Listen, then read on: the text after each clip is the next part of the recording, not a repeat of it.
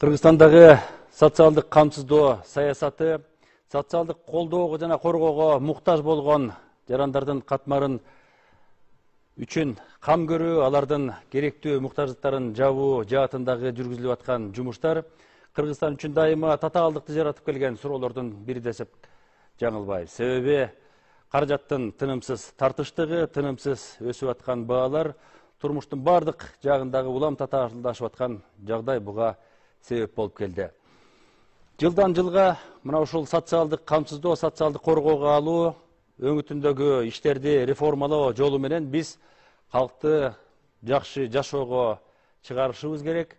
Мындай социалдык камсыздоо же болбосо убактылуу жөлөк пулдарды күтүү менен жашаган калктын катмарын санын азайтышыбыз керек деген аракеттер жыл сайын жаңы программалар, жаңы долбоорлор, жаңы сунуштар менен толукталып келет, бирок алардын натыйжасы кандай болуп атат деген суроого жооп бериш кыйын болот. Себеби дегенде акыркы 3 жылдын эле өлчөмүндө ала турган болсок, 19-жылы башталып 20-жылы Кыргызстанды кошо каптаган пандемиялык шарт экономикалык мүмкүнчүлүктөрдү мурдагыдан дагы кыйла кыскартты, эл аралык соода сатык карым-катнаштарды таптакыр жокко чыгарды, өлкөнүн ичиндеги экономикалык соода сатык аракеттерди абдан төмөнкү деңгээлге түшүрдү. Мунун бардыгы мамлекет мындан ары кантип өзүнүн милдеттенмелерин алып кетиши керек, кантип экономикалык мүмкүнчүлүктөрүн бекемдейт жана калк алдындагы социалдык милдеттенмелерин аткарат деген суроолорду коюп койгон. 3 жылдан кийинки жагдайга бүгүн биз баа берип, жасалган аракеттер натыйжа бере алдыбы, бере алган жокпу? Көтөрүлгөн демилгелер канчалык натыйжалуу иштеди? Реформалык иштер, натыйжалар, жыйынтыктар болдубу? Кадамдар билинеби деген суроолорго жооп алсак деп турабыз. Студиябызда Кыргыз Республикасынын социалдык фондунун төрагасы Алиев Бактияр Жеңишбекович келип отурат. Эмгек социалдык камсыздоо жана миграция министринин орун басары Алыбаева Жаңыл Ишенбековна келип отурат. Ала Мүдүн районунун эмгек социалдык коргоо жана миграция башкармалыгынын бөлүм башчысы Чынарбек Курчунович Усонов мырза келип отурат. Ага ошондой эле Алакунова Наргиза Жолдошбековна биздин студиябызда мейманда, пригородная мал чарбасынын башчысы студиябызда. Жана бизде конок катары чакырылган биздин жарандарыбыз бар. Бул программанын жүрүшүндө биз сиздер менен дагы маек куруп, сиздерден дагы маалымат алабыз деп турабыз. Алгач Жаңыл Ишенбековна кепти сизден баштайлы. Себеби Кыргызстан социалдык мамлекет деп айтып, бизде негизинен бюджет түзүлүп атканда, бюджет жакталып атканда, талкууланып атканда дайыма ушул маселеге көңүл бөлүнөт. Ошол убагында жетиштүү каражат таба албаган, түрдүү жагдайдан улам турмуш тиричилигин оңдоп кете албаган, түздөп кете албай аткан жарандарга кантип жардам беребиз? Мамлекет кантип түрткү болот, кантип түрткү бере алат деген суроолорго биз басым жасап келебиз да. Анан биз жана белгилеп кеткен ошол акыркы 3 жылдын аралыгындагы бир жылыштарды кандай бир темп менен белгилөөгө болот бүгүн? Рахмат сурооңузга. Саламатсыздарбы? Биз ошол аз камсыз болгон үй бүлөлөргө жана жакыр үй бүлөлөр менен биз ошол 22-жылдары биз социалдык келишим түзүп, социалдык контракт жана мамлекет тарабынан колдоо катары 100 000 сом ошол үй бүлөлөргө республикалык бюджеттен каралган акча 100 000 сомдон берип, баягы чакан өзүнүн мал чарбачылыгын өнүктүрүү боюнча, ошондой эле бизнес өнүктүрүү, бизнес идеяларын жазып, ошол бизнес идеяларын өнүктүрүү боюнча биринчи иретте 21-22 жылдары ушул пилот жүргөн. Бул Кадамжа районунда 50 үй бүлө алынган, андан кийин Жумгал районунда ошол ал жакта да 50 үй бүлө алынып, ошол пилот жүргүзүлгөн. Пилоттун жыйынтыгынын негизинде жакшы жыйынтык көрсөткөндөн кийин биз баягы республика боюнча жайылтууну, бул болсо биздин президентибиздин Садыр Нуркожоевичтин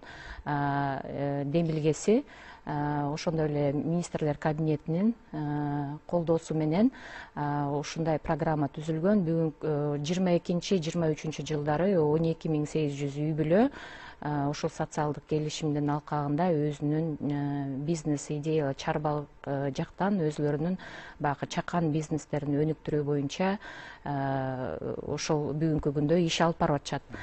Бул 100 миңден берилет. Анан бул көбүнчө жана биздин үй бүлөгө көмөк алуучулардын, ошо жөлөк пул алуучулардын алуучулар деп айтсак болот да, үй бүлө.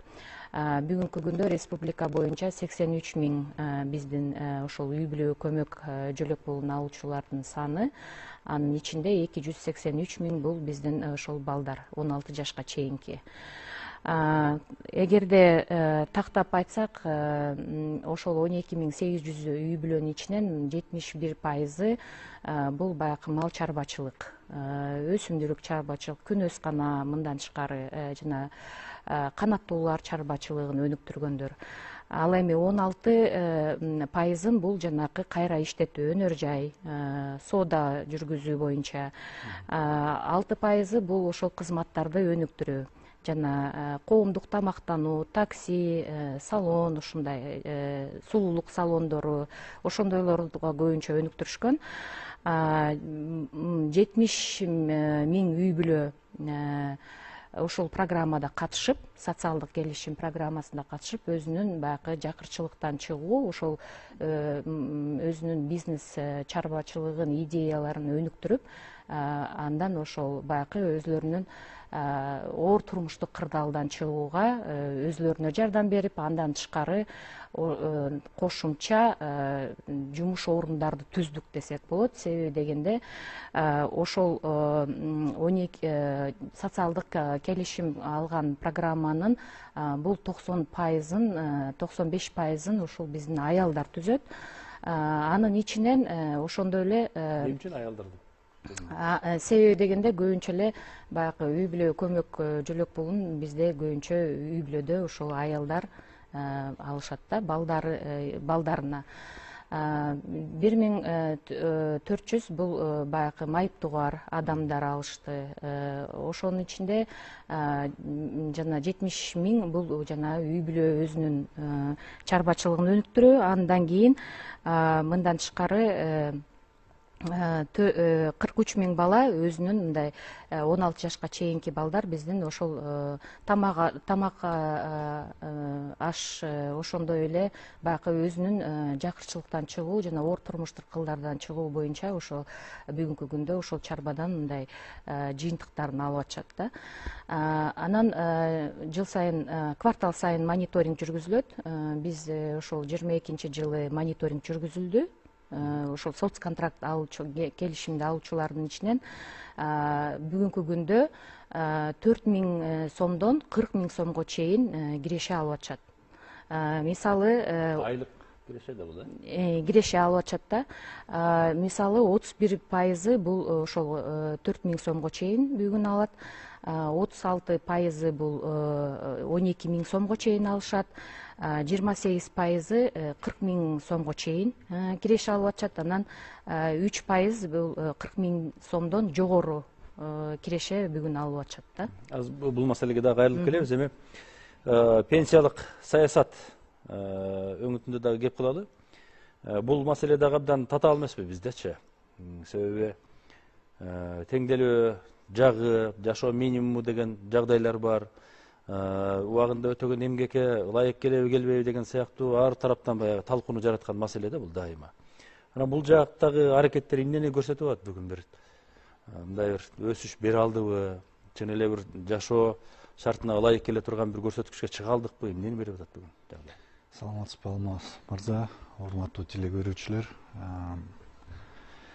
Эми статистика катары айта кете турган болсом, акыркы 2010 жылдан бери ала турган болсок, 10 жылдан берибизде жылына пенсия 3%-тан 5%-га чейин эле индексацияланып турчу, көтөрүлүп турчу. 2022 жылы биз пенсияны 33%-га индексацияладык. Анын ичинен 2022 жылы. 2023 жылы индексацияны именно камсыздандыруу бөлүгүн 38%-га индексация кылдык. Жалпысынан 22 жылы индексация кылып пенсия көтөргөнгө кошумча бизге 20 миллиард сом керектелди.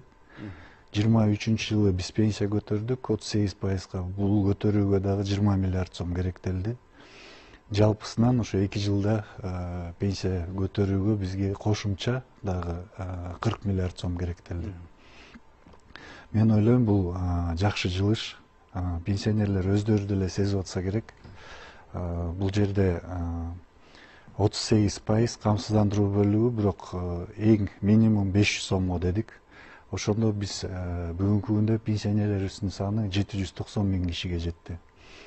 Жалпысынан 600 миңге жакын пенсионерлерибиздики жакшы көтөрүлдү. Мурдакыга салыштырмалуу. Орточо бул көтөрүүбүздө 2 миң сомдон 7 миң сомго чейин көтөрүлдү. Андан ылдый 1,5 миң сом, 500 сомго көтөрүлдү да. Эң ылдыйкысы 500 сомго көтөрүлдү. Мындай түшүнүктүү болуш үчүн 790 миң пенсионер, 790 миң пенсионерге 100 сомдон көтөрө турган болсок, бул кошумча 79 миллион сом керек да. Анан бул жерде 500 сомдон эң ылдый көтөрдүк, жалпысынан 2 көтөрүүгө 40 миллиард сом кошумча акча керектелди.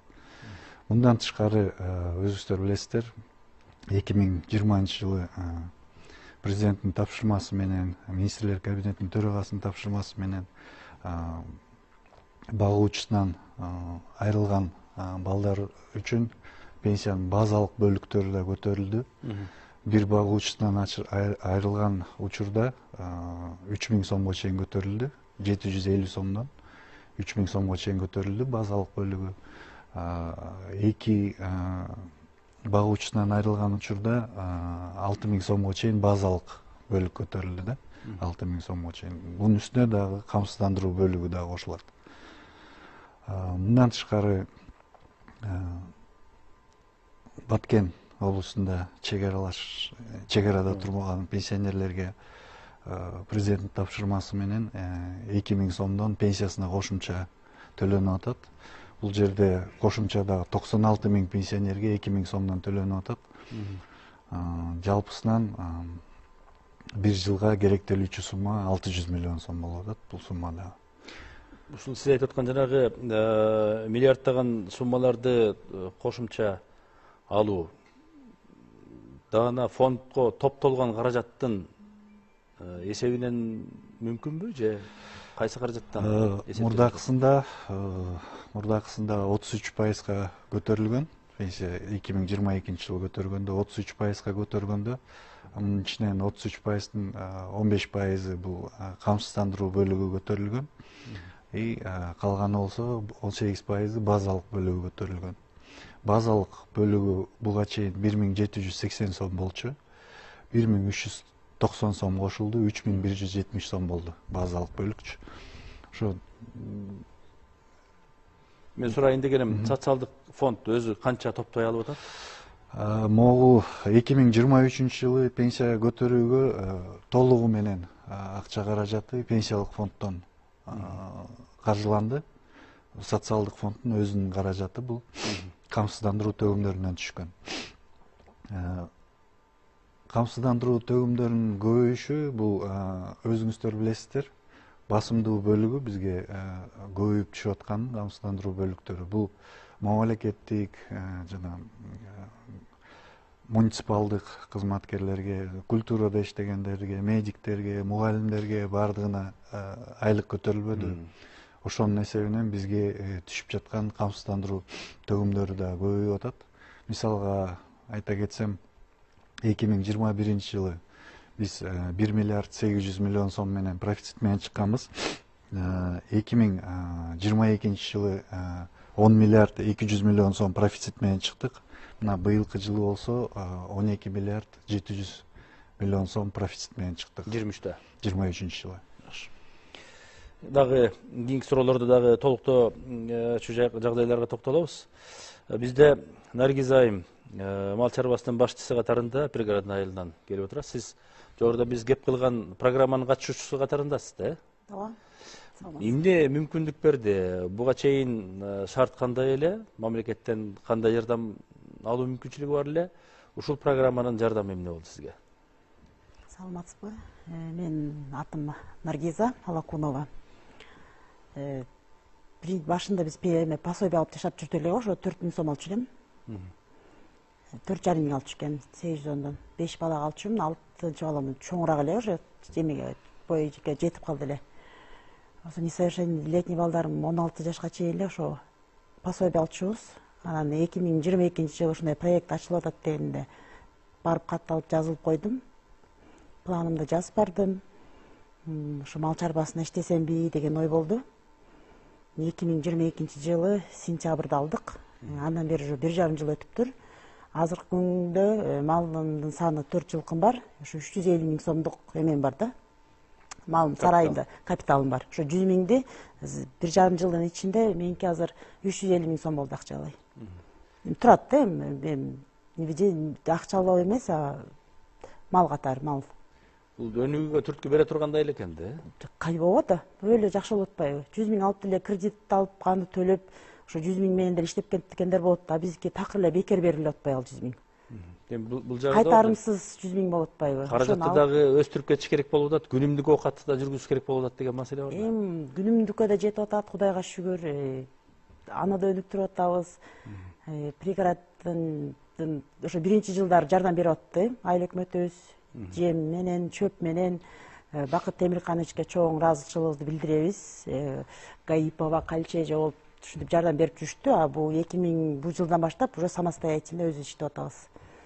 Башында эми баягы 1-жолу иштегенге бир аз жардам берип атышты да, жемге, чөпкө. Ушундай.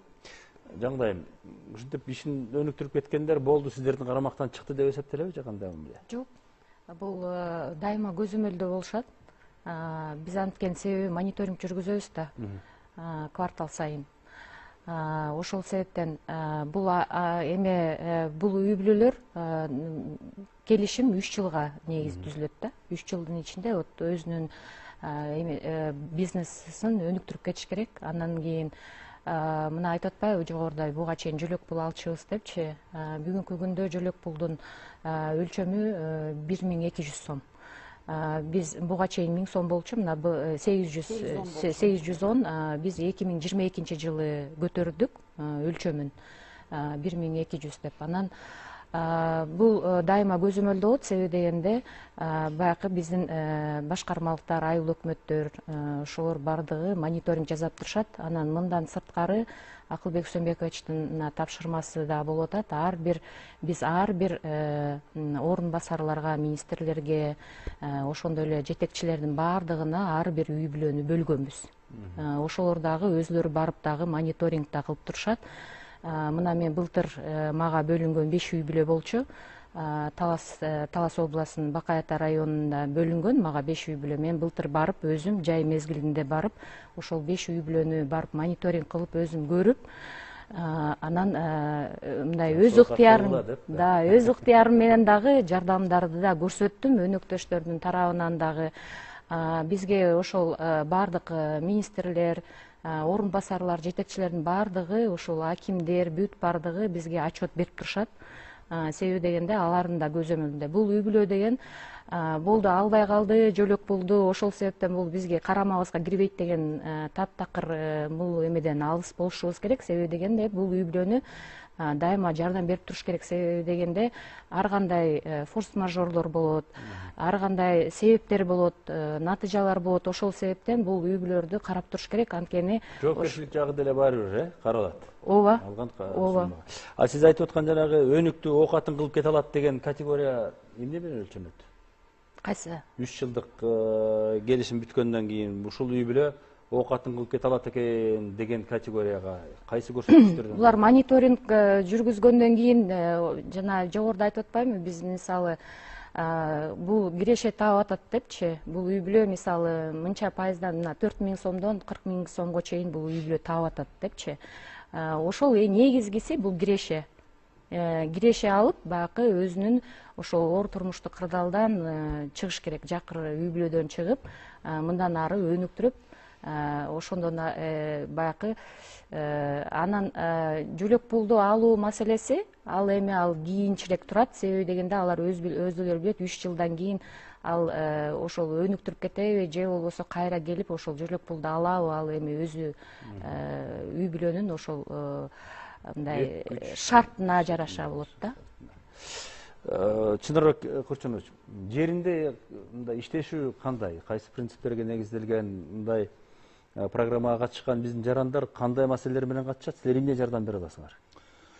Так эми саламатсыздарбы? Бул соцконтракт алгандардын баягы биз айтып кетпедикпи? Жогору жакта мониторинг жазылып баардыгы дыкат иликтенип турат. Допустим, мал алган болсо, ошо малы кандай болду? Биринчи жылы баягы жалгыз мал болсо, экинчи жылы торпогу чоңоюп, музоосу чоң болуп, торпокко айланып чоңураак болуп калды. Ошол эле учурда бизде мисалдар болду да, себеп дегенде ошо алган ою бир торпок турса, ошонун убагында эле тиги алган ээси өзүнүн каражатынын эсебинен дагы бир музоону алып, экөөнү ошо уйдун сүтү менен чыгарып азыр бүгүнкү күндө 3 баш уй болуп турат. Бул эми ал баягы кыргыздын байлыгы мал дегенде малы көбөйүп атпайбы? Кой алгандар баягы 10дон болсо азыр 15-20дан болуп калды кожулар менен.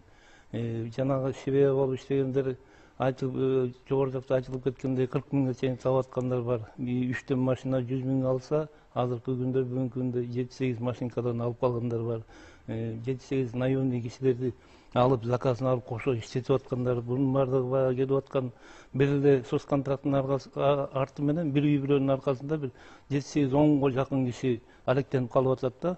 Анан бул баягы өтө жакшы көрүнүш деп ойлойбуз. Буну дагы биз өнүктүрүшүбүз керек. Анан бүгүнкү күндө биз айтып кете турган нерсе, биз 2 жылдын ичинде 109 адамга берсек, республикалык бюджеттин эсебинен, бизде местный бюджеттин эсебинен айыл аймактар берип кетишти да, 23-жылы. Ала турган болсок, ала биздин айыл аймагы 7 кишиге берди 100 миң сомдон. Байтик айыл аймагы 2 киши берди 100 миңден.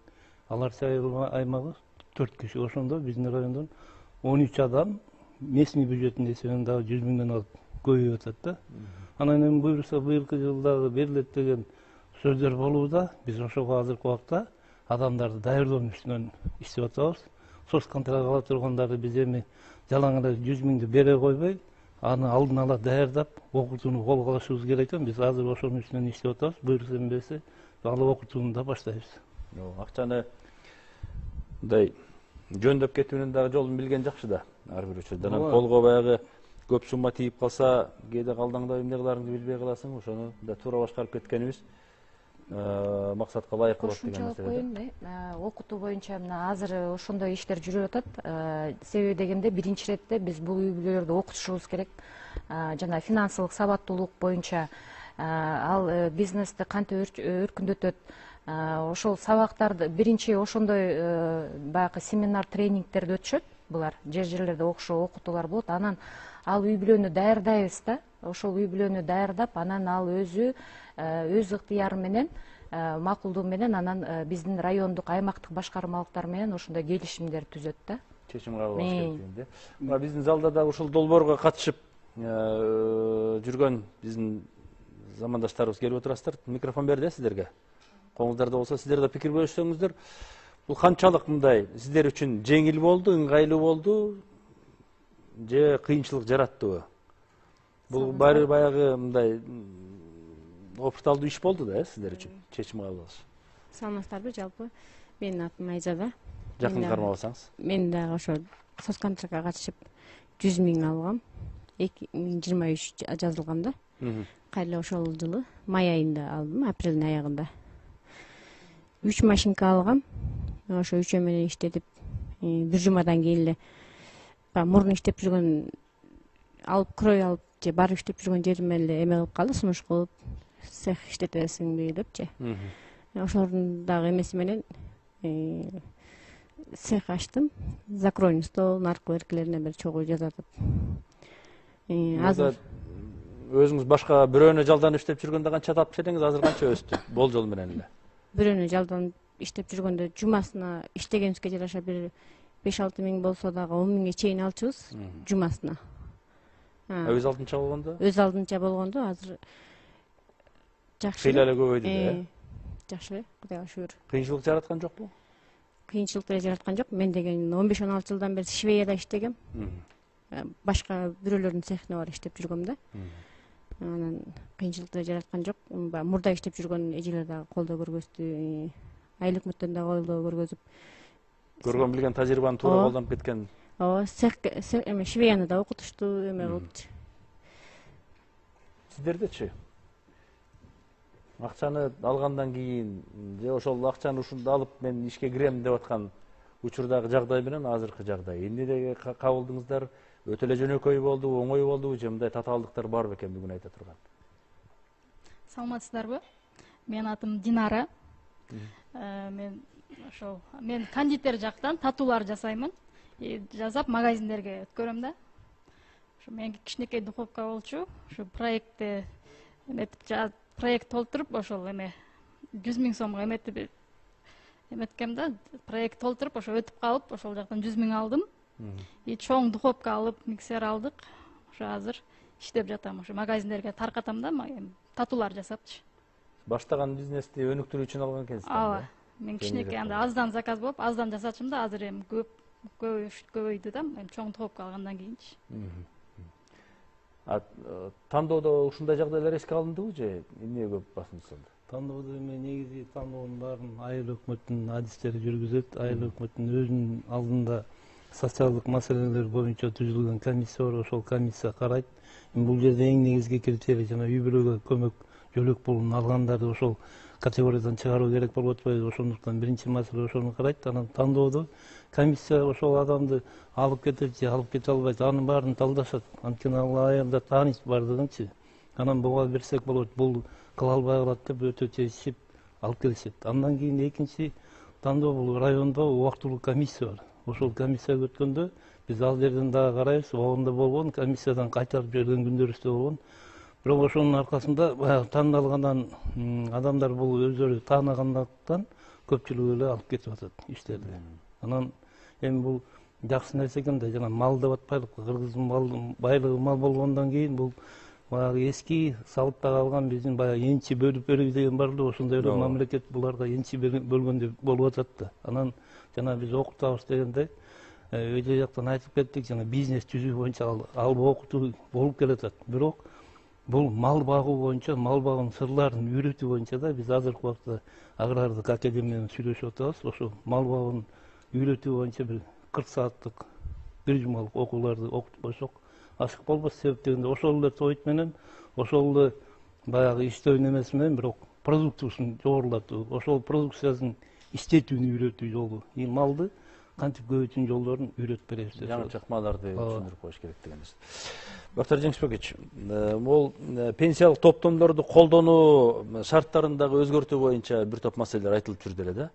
Балким каалаган учурунда ошол өзүнүн эсебинде жаткан акчаларды алып, өзүнүн жашоо турмушун оңдоп кеткенге же кайсы бир турмуштук көйгөйүн чечип алганга колдоно алабы деген суроолорду коюп жүрдү эле. Бул жагында дагы бир топ жаңылануулар болду деп билдирип жүрөсүздөр. Кайсылар ушул? Бул жерде мамлекеттик топтомо пенсиялык фондуна ар бир жаран иштеп соцфондко төлөп жүргөн болсо, анын 10% айлыгынан 10%нан 2% мамлекеттик топтомо пенсиялык фондко кетет. Мамлекеттик топтомо пенсиялык фонддон пенсияга чыккан учурда алат толугу менен. Бөлөк мамлекетке толук чыгып кеткен учурда, орун которуп чыгып кеткен учурда алып кетсе болот. Каза болуп калган учурлар болот, ошол учурда алып кетишет мураскерлери. Анан жаңы киргиздик биз жана ипотека алган учурда ипотеканын базалык бөлүгүн төлөөгө мүмкүнчүлүк бердик алганга. Анан дагы жаңылап киргиздик, ипотека боюнча кредити болсо, ошол кредитин жапканга алууга мүмкүнчүлүк бердик. Андан кийин дагы эгерде жумушсуз кала турган болсо, 3 ай бою 8 000 сомдон төлөп беребиз ошол акчасынанчы. Анан 1,5 жыл мурун киргизгенбиз. 1,5 жылдын ичинде 5 000ге жакын адам алды ошол ипотекага.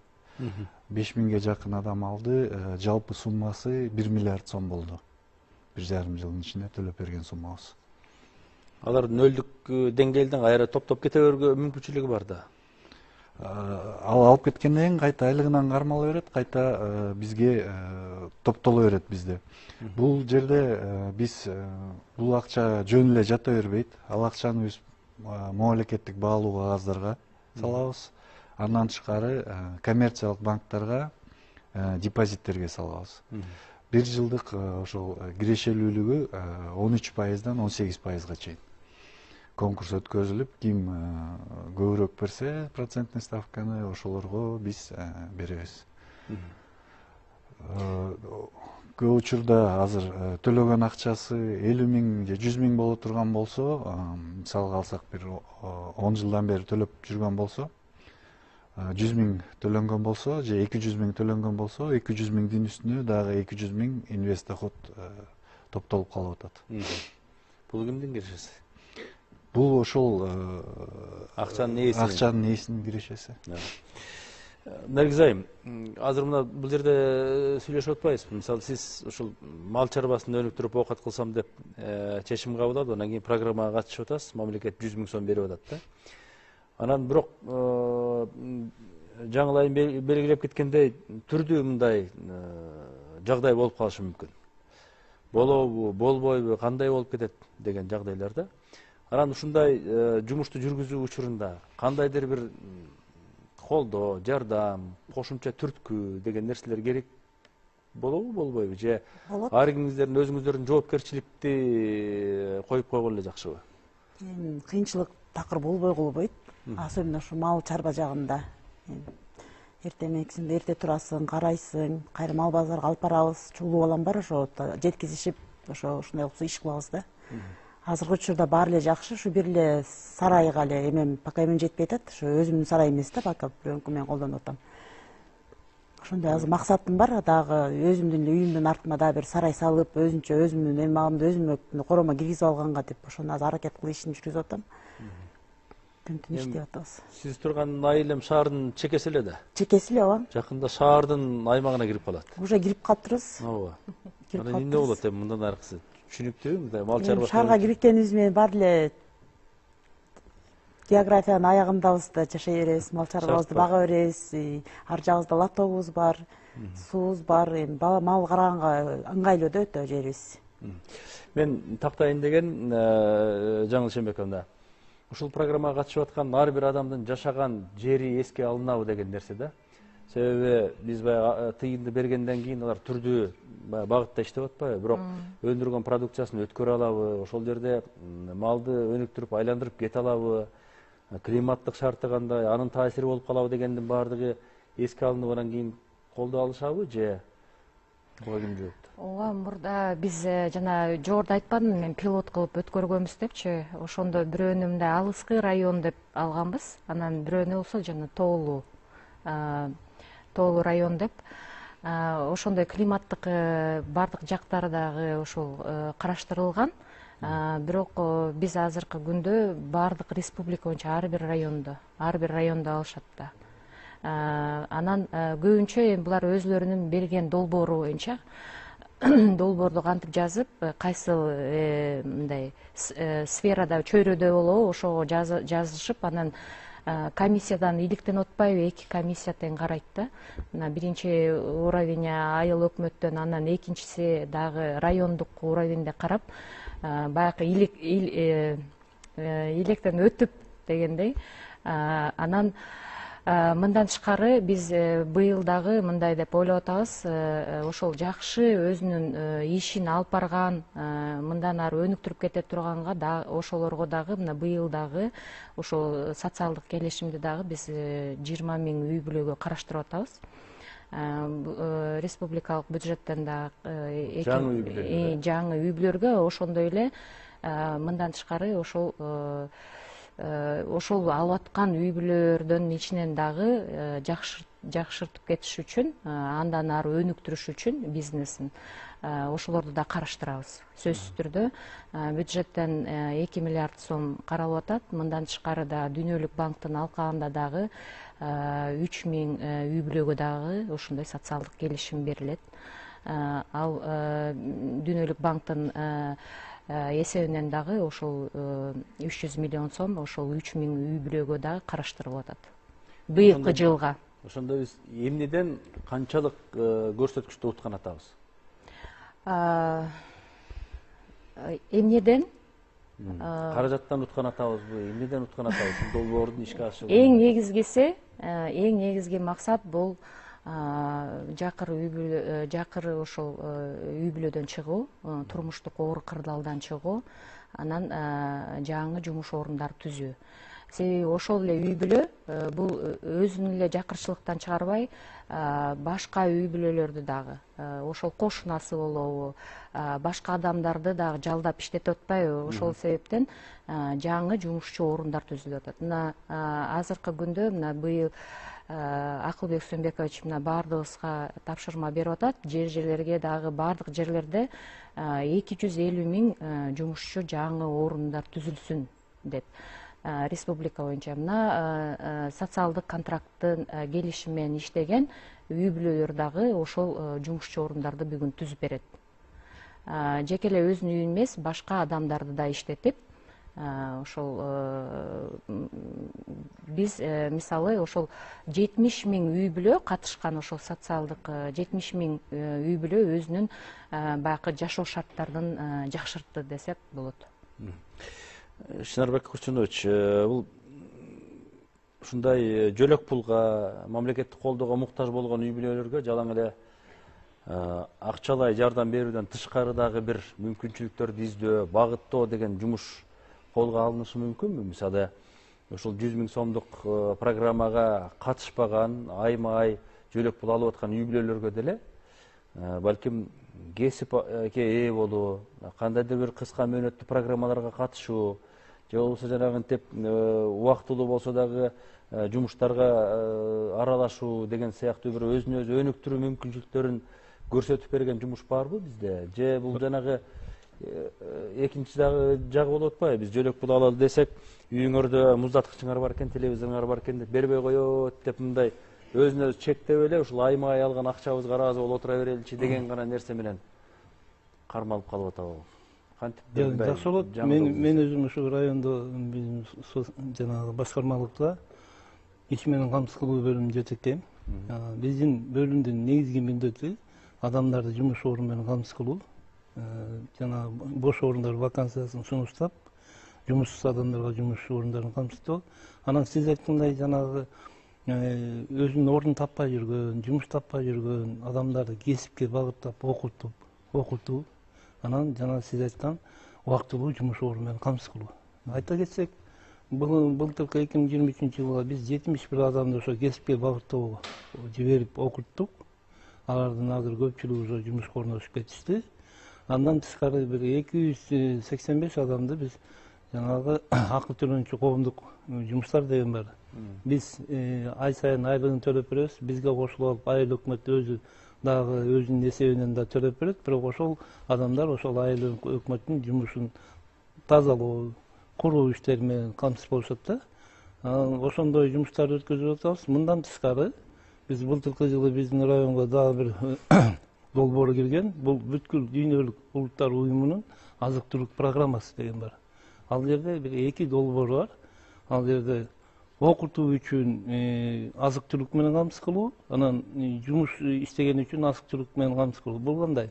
Эгерде адам ошол программага катышып иштей турган болсо, ал иштеген адам бир ай иштейт да. Ошол бир ай иштеген убакта баягы акысы катары ошол бүткүл дүйнөлүк азык-түлүк программасы аркылуу 6 габун 30 литр май берилет.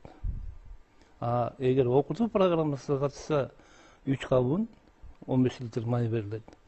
Эми биз ошо жана окутуп кеткенге аракет кылып атабыз. Ошол проект менен былтыркы жылы 265 адамды окуттук. Көпчүлүгү Швея. Биздин жана соцконтракт алгандардын көпчүлүгү бир 50% жакыны ийимтүү, анткени бизде дордой жакында заказ көп. Анан ошолорду баягы даярдап коюш үчүн быйылкы жылы соцконтракт эгерде бизге 20 миң адамга берилсе, значит бизге былтыркыдан 2 эсе көп берилет. Ошону камсыз кылыш үчүн ошонун жартысы бир 50 адам шебе болсо бизде даяр болуш керек деп биз былтыр 265 адамды окуттук. Бирок алар жалаң эле соцконтрактты карабай, өздөрү жумуш таап, өздөрү бизде баягы шебе надомницалар өтө көп да. Ошол жака иштеп кетишти. Ошо 15 күн 20 күндөн окушуп, ошону продуктусун окуган үчүн алышты. ошол учурда окуткан үчүн айыл аймактар контрагынын эсебин төлөп беришти. Ушундай даярдоо иштерин жүргүзүп атабыз. Эми быйылкы жылы буюрса берип кала турган болсо, жана мен өтө жогору жакта айтып кеткендей мал чарбасын окутууду бул эми баягы биз малды караганда да адамдарга үйрөтүшүбүз керек экен да. Бул 2 жылдык тажрыйба көрсөттү да. Көп эле адамдар баягы малдан алыстап кеткен да. Ошондуктан малды сатып алып аткандан баштап, базардан баштап этегине чейин ошол жанагы аграрный академиянын окутуучулары келип окута турган болушту. Кантип малды тандабаш керек? Эгер айыл чарбасын ала турган болсок, мүмкүнчүлүктөр аябай эле кеңири болуп атпайбы? Мына талаачылыкта деле азыр чакан жерди иштетүү менен, теплицаларды чакан жерге куруу менен жакшы кирешилерди тапкандагы жаңы технологиялар келип атат да. Мен айтайын дегеним ошол. Биз баягы мынакей силер мал баккыла, жер иштеткиле дей бербей, сиз айткандай мал чарбачылыктын жаңы түрү кандай, ал кандай продуктивдүү болуш керек, же жалаң этин алабызбы, же сүтүн алабызбы, жүнүн алабызбы, анын өзгөчөлүгү кандай деген сыяктуу бир жаңыча багытка үйрөтүшүбүз керек болуп атат. Анан жер иштеткенде деле ошол. Мисалы 10 гектар, 20 гектарга чыгымды кетирип отурбай, 1 гектар жерди мына орекинде иштетсек, момча киреше табат экенбиз деген, мисалы айыл чарба жаатындагы базарды иликтеп көрсөтүшүбүз керек болуп атат. Экинчиси, башка деле эмгек базарын туура иликтеп туруп, аны багыт беришибиз керек деген нерсе болуп атат да. Болбосо баягы мүмкүнчүлүккө жараша, анан каражатына жараша эң жакын турган жердеги бир баягы техникалык билим берген училищелерге барып окуп атышат, бирок ал эмгек рыногунда жарабай калган жагдайлар көп да. Эски программа менен окуп калып атышат, эски технология менен окуп калып атышат да, анан базарга чыкканда алардын эмгеги, билими өтүмсүз болуп калып эле, анан кийин кайрадан баягы мамлекеттин ушундай программаларына же болбосо жөлөк пул сурап убактылуу жан бакканга дагы туура келип калып атат да. Ошон үчүн баягы эмгек базарын иликтөө, турмуштун ушинтип кыйын жагдайында жашап аткан үй бүлөлөргө азыр биз багыт бергенде дагы үйрөнүшүбүз керек го дегенибиз да. 100 000 сомду берердин алдында биз азыр эле жөн эле мындай эжеке айтып атпайбы, азыр биз малды мындай колубуздан келип айландырып атабыз, шаардын чекесинде жашайбыз жана башка деп. Эртең шаардын чекесинде жаңы бир нерселер курулуп, чек болуп калса, бул ишмердиктен башка категорияга өтүш керек болуп атпайбы? Мына ошол жаңы эмгек рыногу, ишкердиктин жаңы багыттары деген нерселер дайыма сиздердин министрлик, башкармалыктар аркылуу элге мындай жакын маалымат берилиш керек болуп атат да. Кошумча болсо айтып кетсек болобу? Бул багытта бизде жанагы жалаң эле жумушсуз жарандар эмес, биз азыр жаңы мектепти бүтүп аткан бүтүрүүчүлөр менен да иштөөнү колго алабыз да. Анткени себептеринде Аламин районунда 38 мектеп бар, орто мектеп. Жылына 4,5 миңдей 9-11 класстын окуучулары бүтөт. Былтыркы жылы биз ошол бардык мектептерди камтуу максатында, бардык 9-11 класстын окуучуларын камтуу максатында кесипке багыт берүү иш-чарасын өткөрдүк. Ал жерге бир 5-6 жогорку окуу жайын айдык. Бардык тармакты, айыл чарба тармагын, техниканы, IT технологиянын бардык МУИТ, аграрный окуу жайы, педагогика, арабайты, жана КГТУну алып, ошону окутуучуларын чакырып, атайын биздин мектептерге бирден класстык саат бөлдүрүп бердик. Бирден класс саат 45 мүнөт. Ошол учурда биздин жана кесиптик техникалык окуу жайлары Бишкек шаарынын Аламин районунда бир 7-8 кесиптик техникалык окуу жайларын кошуп, анан ошолор кесипке багыт берүү иш-чарасын өткөздүк. Жыйынтыгын алсак, быйылкы жылы Аламин районунан 10-лицейде бул жанагы аш болчуларды даярдайт, тамактануу жагына. Ошол жерде бүгүнкү күндө 55 адам окуп атат. Азыркы убакта аш болчуга, кондитерге талап күчтүү. Анан бул дагы негизи баягы туура багыттан өзүңүз айтып кеттиңиз. Ошондой эле биз азыркы убакта мен ойлойм, баягы IT технология жагына дагы көбүрөөк багыт берсек, анткени дүйнө жүзү ошого баратат да. Ошол жака ыктап баратат. Ошондуктан биз ал жагында алып кетели дейбиз. Анан сиздин дагы бир сурооңуз бар эле. Наринг зайымга берилген, мен ошону айтып кетейин. Райондо кандай буларга жана жардам берилип атат. Анткени бизде коштоп жүрүү деген бар да, соцконтракт алып эле биз таштап койбойбуз буларды. Бул жерде ар бир жанагы райондогу башкармалыктар өзүнүн тармагы боюнча алып барат да. Себептен бул кишинин мал менен багып атабы, буга ветврач келип, ай сайын келип сатып алгандан баштап, даже сатып алган базарга чейин барып туруп ошолорду алып берип, комиссияда ошо мүчө болот. Анан ай сайын келип аны коштоп жүрүштү. Андан тышкары айыл өкмөтү мисалга алсак былтыр Байтик айыл өкмөтү ошо мал алган 1,5 сарайы жок экен. Ошого өзүнүн бюджетинен акча бөлүп берип, сарай салып беришти. Уйгурмай турган. Бул да өзү коштоп жүрүп, биздин жанагы МЧС, пожарниктер, булар ошо ар бир үйүн текшерип, өрттөнүп кетпесин деп, буларды да карап чыгышты да. Коопсуздугун. Анан эми айыл аймактар өздөрү жана уй алгандарга жайыт маселесинен жардам берели деп өзүнчө дагы ФПСтин жеринен бөлүп берген учурлар болуп атат. Анан ошентип чогуу чаран коштоп, анан буларды баягы 3 жылда бутуна тургузуп коюп анан кийин деле кетпесек, бул мамлекеттин көзөмөлүндө, органдардын көзөмөлүндө болот. Анан ойлойм ушул менен жакшы чыгып кетсе. Негизи биринчи окутууларды жүргүзүш керек. Мына туура маселе коюп атат. Биз эмне 71% бул мал чарбачылык деп атпайлы, анткени себеби бардыгы эле айыл жерлерде жашашат да. Ошол себептен анан мына былтыр биз Улуттук банк менен биргеликте өзүбүздүн кызматкерлерди, ошол райондук кызматкерлерди бардыгын биз ошол финансылык сабаттуулук боюнча дагы окутуулар жүргүздүк биргеликте. Мындан тышкарыда мына айыл чарбачылык боюнча дагы окутууларды жүргүзөбүз. Анан жана Дүйнөлүк банк дагы бизге жардам берип атпайбы? Ошол себептен алардын да эң негизги бизге койгон милдеттери биринчи ушул үй бүлөлөрдү окутууну жүргүзгүлө, андан кийин баягы 100 миң сомду берүүнү баштайсыңар депчи. Себеби дегенде биринчи буларды даярдаш керек депчи. Анан ошол оор турмуштук кырдаалда турган үй бүлөлөргө бизге мына райондо ар бир социалдык кызматкер иштейт. Алар сөзсүз түрдө ошол жекече мындай план түзүлөт ар бир үй бүлөгөчү. Аны мындан ары коштоп жүрүү боюнча. Биринчи баягы биз ошол үй бүлөлөрдү табуу, анан алардын мындай оценка жасоо, анан коштоп жүрүү. Ошондой эле ар бир балага дагы ошондой жекече пландар да түзүлөт да. Себеби дегенде бул үй бүлөгө биздин министрлик эле тарабынан көрсөтүлбөйт да жардамдар. Бардык мамлекеттик, муниципалдык органдар тарабынан да жардам берилет да.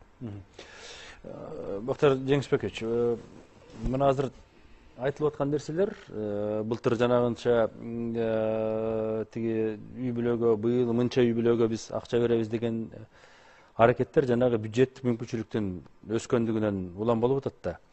Бул түбү өлкөдө жүрүп аткан жана фискалдык саясаттагы жаңылануулар да.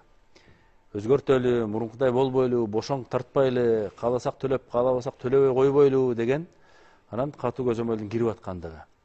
Ошол фискалдык саясаттагы өзгөрүүлөр социалдык фонд үчүн эмне алып келип атат? Биринчи салым коштубу, кошулган жок? Жана сиз бюджеттик мекемелердин айлыгы көбөйтүлгөндүгү үчүн төлөмдөр өстү деп эдиңизби?